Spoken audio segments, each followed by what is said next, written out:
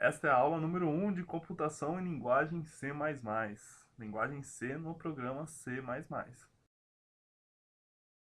E quem fala aqui é Paulo Tualdo. A aula de hoje é sobre estruturas condicionais. Mas o que é uma estrutura condicional? Bom, como o próprio nome já nos indica, é uma estrutura que nos leva a uma condição. Observe o exemplo. Se eu tirar 6, eu vou passar em termodinâmica. Observe que a sílaba C está condicionando a minha ação, a qual é passar em termodinâmica. E se chamarmos essa sílaba de if? If nota igual a 6, passarei em termodinâmica.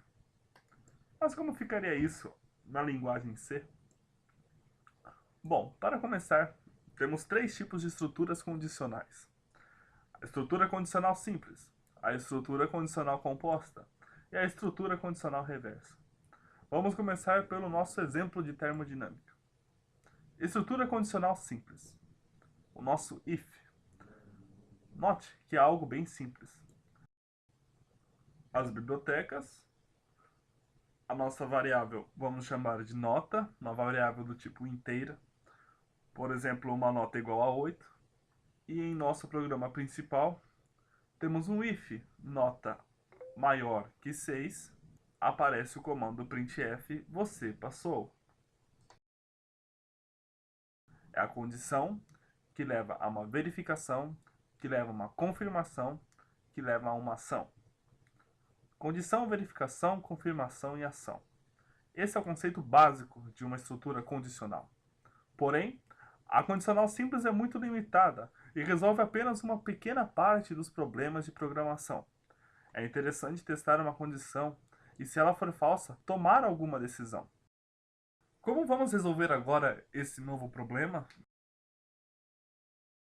Isso é possível com a estrutura condicional composta. Estrutura condicional composta. O nosso if-else. Lembra da nossa analogia com a matéria de termodinâmica?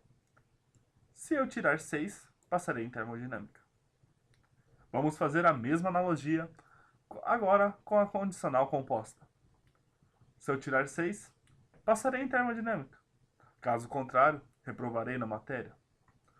Observe agora, se eu não passar em termodinâmica, algo irá acontecer.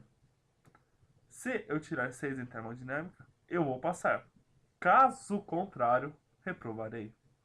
Ou seja, em outras palavras, se a minha condição não for aceita, vou cair em um conjunto de ações.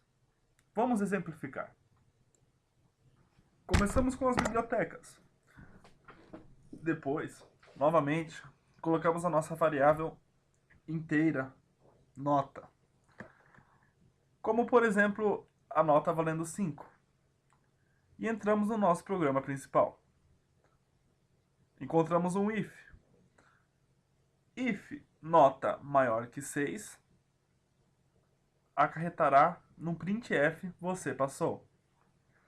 Caso contrário, ou seja, caso a nota não seja maior que 6, acarretará no printf você reprovou. Observe novamente que o programa funciona de forma linear, ou seja, caso não tenha cumprido a primeira restrição, ele vai verificar a segunda restrição. Parece meio estranho falar isso, ou parece meio óbvio, porém às vezes esquecemos, mas é muito importante sabermos que o programa funciona de cima para baixo e a ordem dos fatores altera o resultado, neste caso. E assim por diante. Ele vai testar uma, duas, três, infinitas variáveis para ver se satisfaz o seu problema. Estrutura condicional reversa. O nosso condicional condicionado. Else if. Bom, primeiramente vamos deixar claro que a estrutura sozinha, else if, não existe. Porém, existem casos como o exemplo. As nossas bibliotecas, novamente a nossa variável inteira, nota, que recebe um valor a seu critério. O nosso programa principal, o nosso if, a nossa função printf, e aqui aparece o else acompanhado de um if, funcionando de forma equivalente à nossa estrutura condicional composta, como se fosse apenas o else. Mas por que isso? Vamos olhar o próximo exemplo. As nossas bibliotecas, novamente a nossa variável inteira, o programa principal, o if, o printf e o else, porém o if abaixo do else. Na verdade, o else if não é uma função, mas são duas funções, uma após a outra. Então, tanto faz eu escrever else if na mesma linha, ou escrever else e após, na linha de baixo, escrever o if. O else if nada mais é do que um if encadeado, onde o encadeamento se dá no else. Veja que existe uma particularidade para isso. No else, somente existe um comando if e nenhum comando a mais.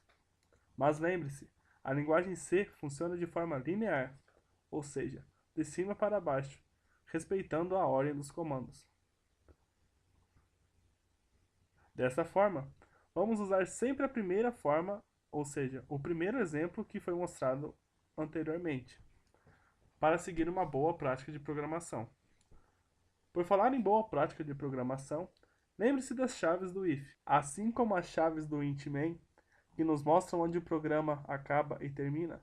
Temos as chaves do if, para saber onde eles acabam e terminam.